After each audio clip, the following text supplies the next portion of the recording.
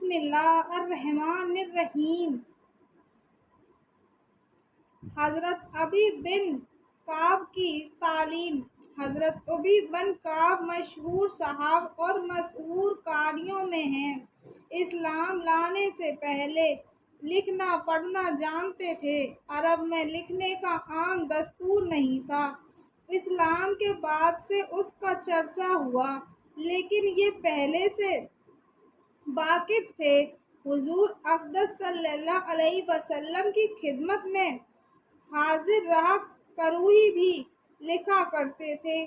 قرآن شریف کے بڑے ماہر تھے اور ان لوگوں میں تھے جنہوں نے حضور کی زندگی ہی میں تمام قرآن شریف حفظ کر لیا تھا۔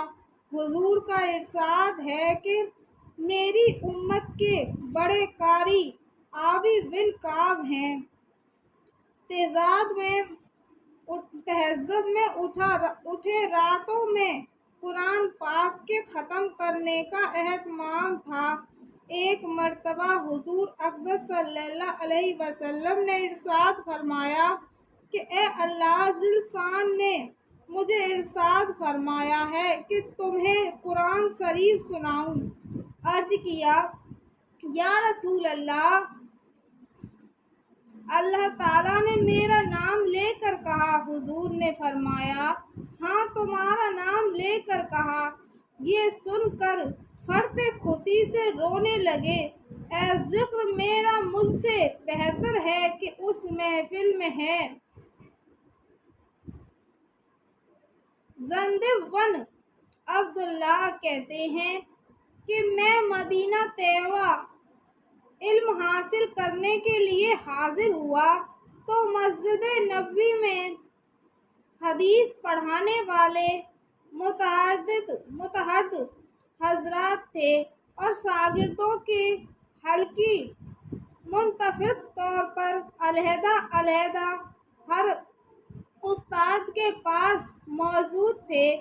میں نے حلقوں پر گزرتا ہوا ایک حلقے پر پہنچا جس میں ایک صاحب مسافرانہ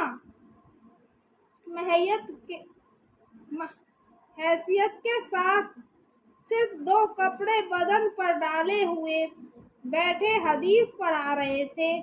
میں نے لوگوں سے دریافت کیا کہ یہ کون بزرگ ہیں؟ بتایا کہ مسلمانوں کے سردار ابی بن کعب ہیں۔ میں ان کی حلقہ درس میں بیٹھ گیا۔ جب حدیث سے فارغ ہوئے تو گھر جانے لگے۔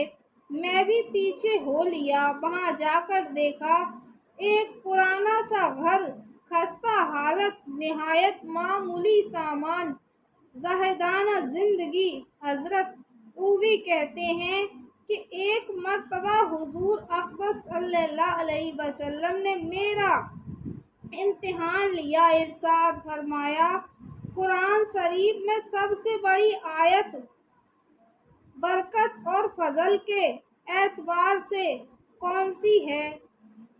میں نے عرض کیا کہ اللہ اور اس کے رسول ہی بہتر جانتے ہیں۔ حضور نے دوبارہ سوال فرمایا۔ مجھے ادب معینہ ہوا۔ میں نے پھر وہی جواب دیا۔ تیسری مرتبہ پھر ارشاد فرمایا۔ میں نے عرض کیا آیت الکرسی۔ حضور خوش ہوئے اور فرمایا اللہ تجھے تیرا علم مبارک کرے۔ ایک مرتبہ حضور اقدس صلی اللہ علیہ وسلم نے نماز پڑھا۔ حضور صلی اللہ علیہ وسلم نماز پڑھا رہے تھے، ایک آیت چھوٹ گئی۔